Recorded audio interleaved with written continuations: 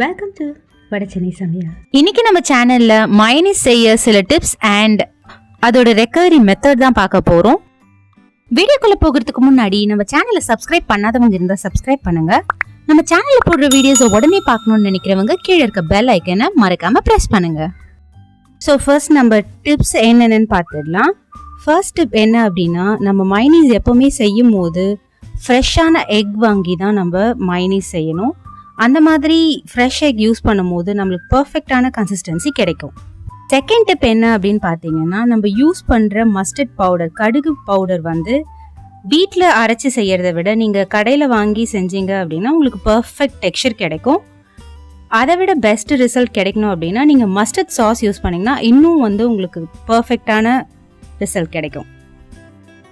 So third tip என்ன அப்படின்னு பார்த்தீங்கன்னா, நீங்கள் மயோனைஸ் செய்யும் போது லெமன் ஜூஸ் தான் யூஸ் பண்ணணுன்ற அவசியம் இல்லை.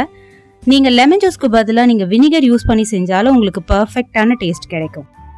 ஃபோர்த் டிப் என்ன அப்படின்னு பார்த்தீங்கன்னா, நம்ம மயோனைஸ் செய்யும் போது ஒரு முட்டைக்கு 3 டேபிள் ஸ்பூன் பால் பவுடரை நீங்கள் ஆட் பண்ணி செஞ்சீங்க அப்படின்னா உங்களுக்கு ரெஸ்டாரண்ட்டில் கிடைக்கிற டேஸ்ட் வந்து நம்ம வீட்டில் செய்கிற மயோனைஸ்லையும் கிடைக்கும்.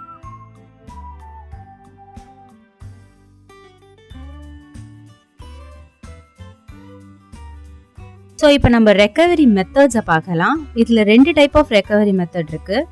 ஒன்று பார்த்தீங்கன்னா வந்து ப்ரோக்கன் மயோனைஸ். இதை எப்படி நம்ம ரெக்கவர் பண்ணோம் அப்படின்னு பார்த்தீங்கன்னா, ஒரு ஃப்ரெஷ்ஷான பவுலில் 1/2 டீஸ்பூன் அளவுக்கு நம்ம வாட்டர் ஆட் பண்ணிக்கணும்.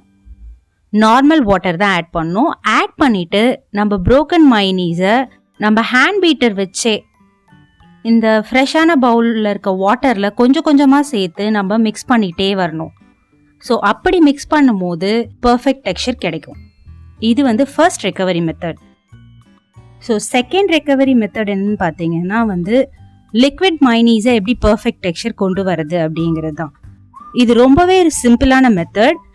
லிக்விட் ஆயிடுச்சு, எக்ஸ்ட்ரா ஆயிலி ஆயிடுச்சு அப்படின்னா நீங்கள் ப்ரிப்பேர் பண்ண மயோனைஸை, அதாவது லிக்விட் ஸ்டேட்டில் இருக்க மயோனைஸை ஒரு 15 to 20 minutes ஃப்ரீசரில் வச்சு எடுத்துட்டு நம்ம மிக்சர் ஜாரில் போட்டு நம்ம அதை அடித்து எடுத்தோம் அப்படின்னா நம்மளுக்கு பர்ஃபெக்டான டெக்ஸ்சர் கிடைச்சிரும். ஸோ எனக்கு தெரிஞ்ச டிப்ஸ் அண்ட் ரெக்கவரி மெத்தட்ஸை நான் சொல்லியிருக்கேன். உங்களுக்கு இது யூஸ் ஆகும்னு நினைக்கிறேன். ஸோ நீங்களும் வீட்டில் இதை டிப்ஸ் அண்ட் ரெக்கவரி மெத்தடை ட்ரை பண்ணி பாருங்கள்.